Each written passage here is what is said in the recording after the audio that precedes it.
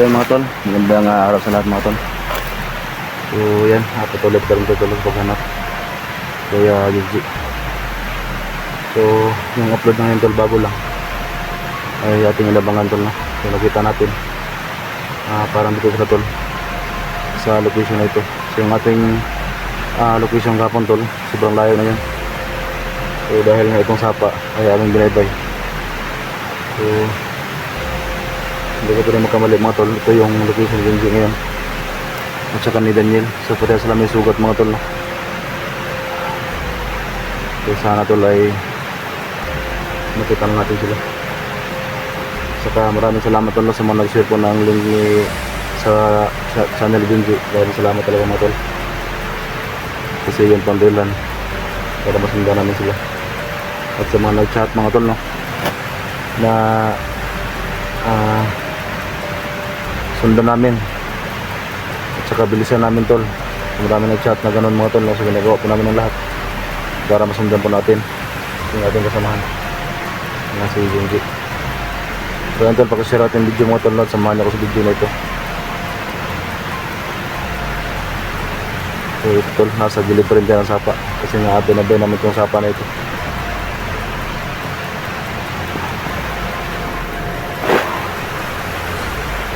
So dito mga tol, merong parang ba, may tanim ng gulay pero inabando na.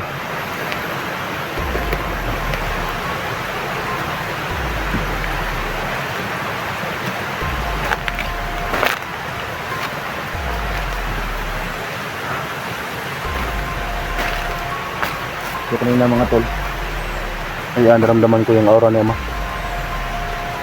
So yun tol, sana tol ay papasok siya sa atin kahit hindi tayo nakapag-alay ng kambing. So kahit saglit lang mga tol, no, makapasok lang siya sa atin. So yun talaga hindi ko mga tol, kahit hindi natin na yung sinabi ng tikba lang sa atin na mag-alay tayo ng kambing. So hiling ko lang mga tol, sana ay makapasok sa atin ngayon kahit saglit lang, makatulong mo siya sa atin mga tol. So alam ko tol, hindi rin biro yung lakas ni Supremo. Basta kanina naramdaman ko yung aura ni Yama.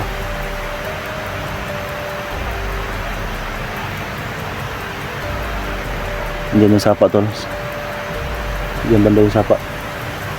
At dyan mga tol, banda may kampo dyan, no?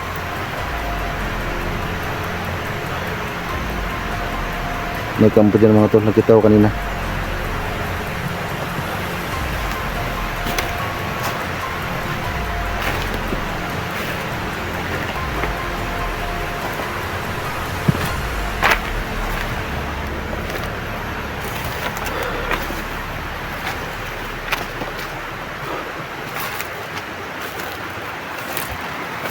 Mga tol, may kampo dyan mga tol.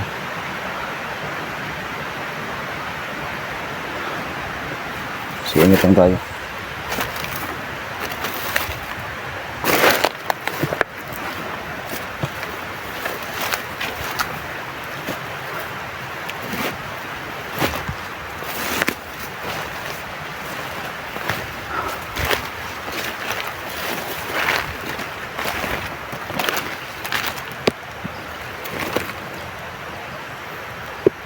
Angka mga tol, sobrang hinog na.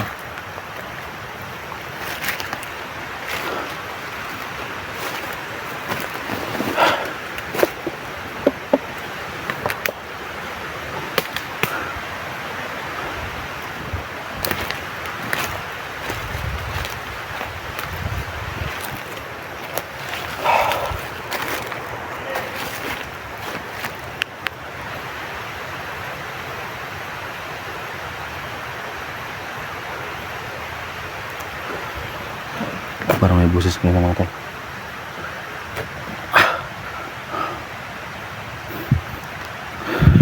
So mga tol, ramdam ko talaga yung aura niya, ma.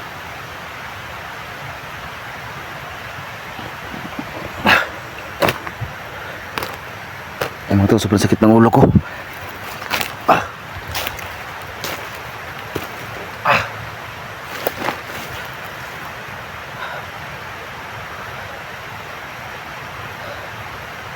biglang sumakit ng ulo ko mga tol. Ah. Ah. Ah. Ah. Ah. Ah. Ah.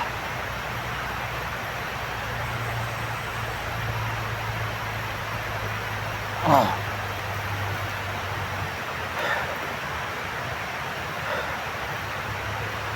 Sa wakas, napasok din ako sa katawan ng anak ko.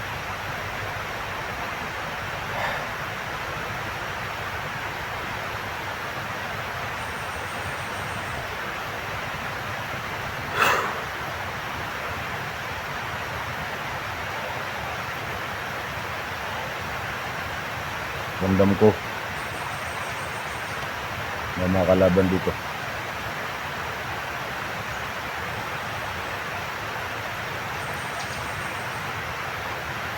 Mga kaibigan, pasensya na. Pero kailangan kong pumasok kayo sa katawan ng anak ko. Alam ko, marami rin naghahanap sa akin.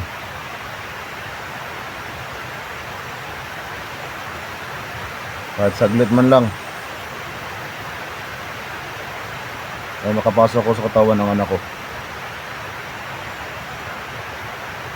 Kasi hindi niya na gawa yung pag-aalay ng kambing. Kaya gumawa ako ng paraan para makapasok ako sa katawan ng anak ko kahit sa konting oras man lang.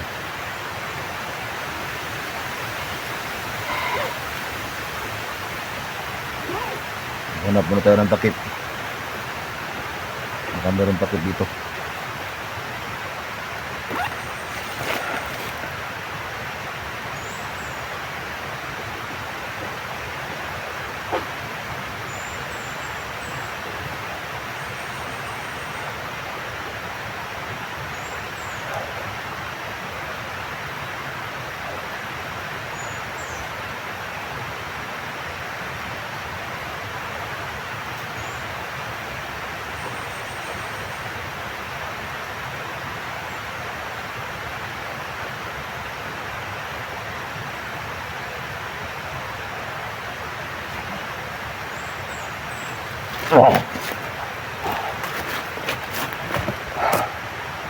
Alam ko, marami rin naghahanap sa akin. Kaya pasensyahan nyo na. Kasi kunting oras lang yung pagpasok ko dito sa katawan ng anak ko. Alam ko kung gaano nakahirap yung kalagayan ni Junjun at kay Daniel. Kaya sa konting oras man lang ay makatulong tayo.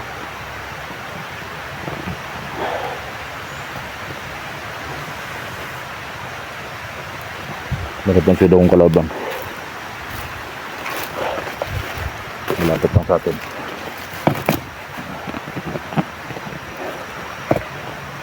Yan na.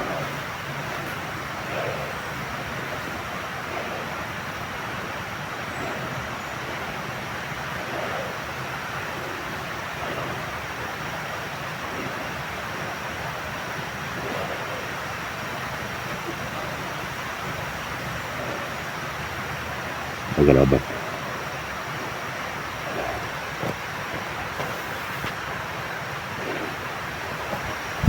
Hindi makita sa akin.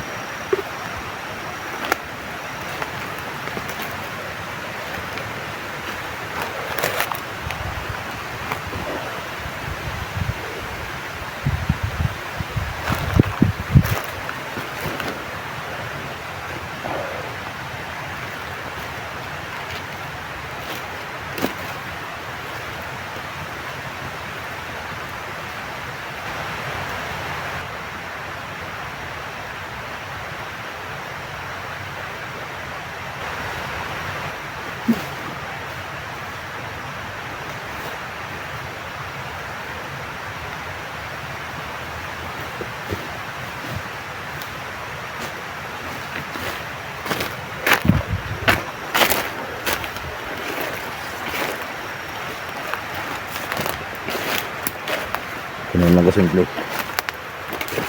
Kapatid ng kalaban.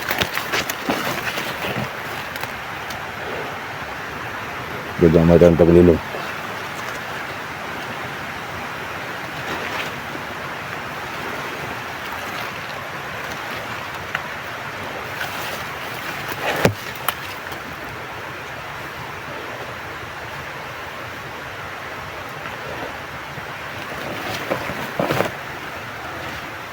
Dahil hindi pa kayang gamitin ng anak ko yung kanyang tagulilong. Kaya ngayon, dahil nakapasok tayo dito, kahit sa kunting oras man lang,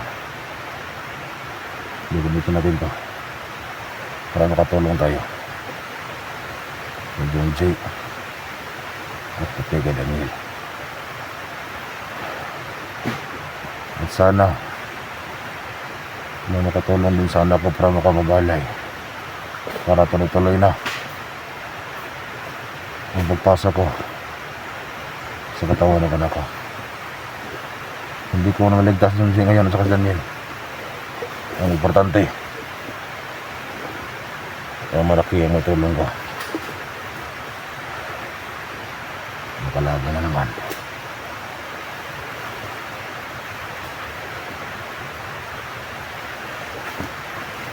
Kailangan natin mag-ingat.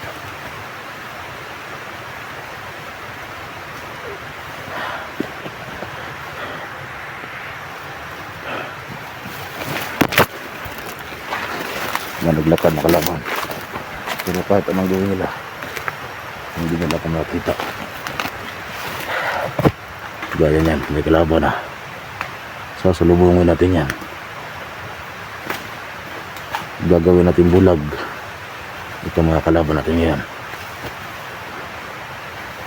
Hindi nila makita sa akin.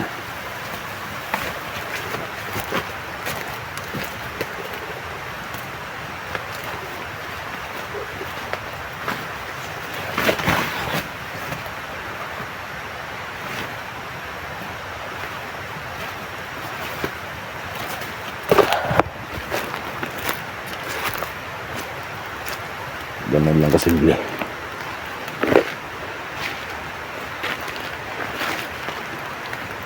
Kahit anong gawin nila, hindi nila ako makita.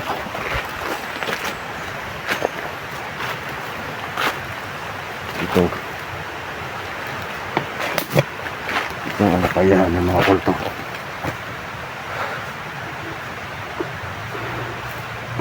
Wala pang sino makagawa ito, kundi ang kulto lang.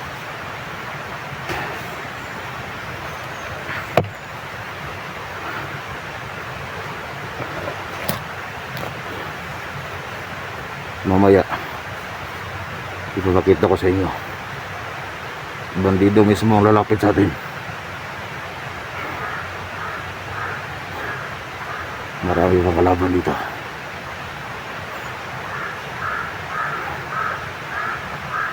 Yung mga uwak na yan, mga spy yan, hindi Commander Supremo.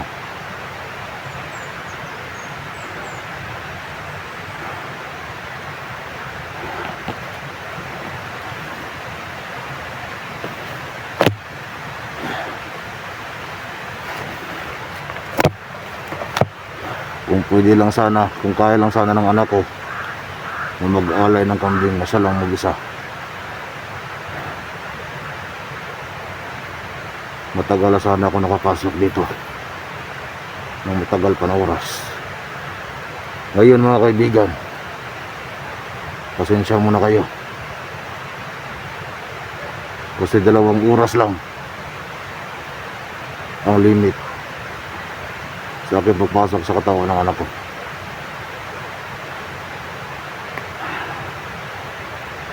Pero kahit sa konting oras, kailangan kong may tulong. Hindi ko pa alam kung kaya ko ba talaga salubungin orasyon to orasyon yung Commander Supremo na yan. Pero ito lang masabi ko sa inyo, gagawin ko lahat para mamatay ko yung Supremo na yan. Gaya ng ginawa ko sa anak niya dati na si Commander Badang. Pinatakbo ko siya kahit alam niyo lahat na sobrang lakas ng Commander Badang na yun.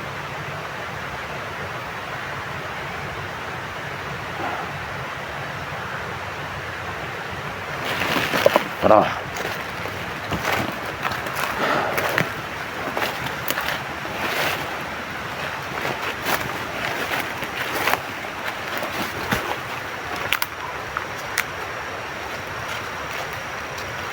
Lahat ng harang dito busin ko lahat.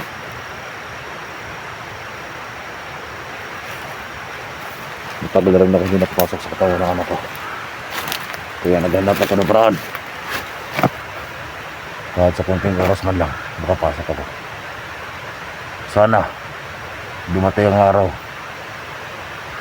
na makapag-alay ang anak ko ng kambing sa akin para tuloy-tuloy na ang pagpasok ko dito. Ngayon 2 oras lang ang binigay na oras sa akin para makapasok sa katawan ng anak ko. Lahat ng kalaban dito gagawin natin bulag. Walang makakita sa atin. Ako lang ang pwedeng makakita sa kanila.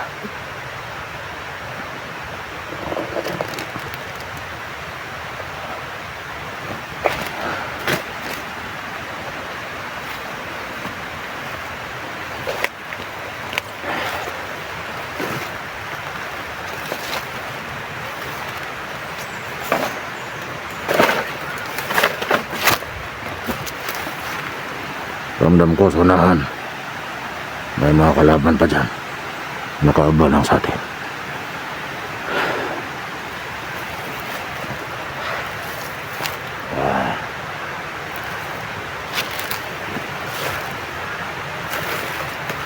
Wala akong pakialam sa mga uwak na yan. Kahit sabihin pa nila sa kanilang Commander Supremo, wala akong pakialam. Ang sa akin lang, maubos ko lahat yung mga tauhan sa Supremo.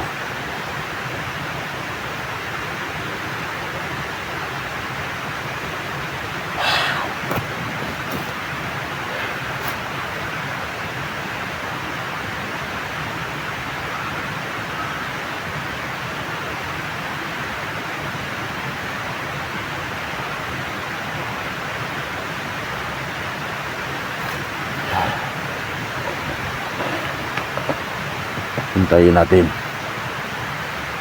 na sila mismo lalapit sa atin.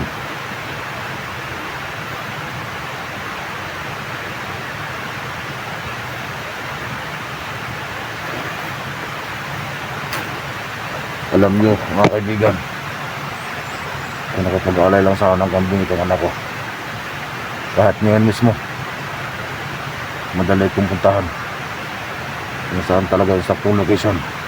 Bigyan 10 million. Pero dahil sa limitado lang ang oras ko dito, kaya hindi ko magagawa napuntahan kaagad yung location ni Jake at saka ni Daniel. Kasi kung nakumpleto lang sana ang hiningi na kambing, ngayon mismo ililigtas ko si Daniel at saka si Cindy.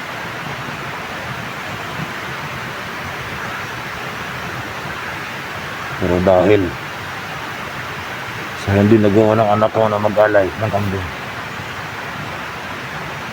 ang kaya ko lang gawin ngayon ay ubusin lahat ng mga tauhan ng Supremo. At kung magpakita man sa atin yung Supremo na yan, isasama ko siya sa pagpatay.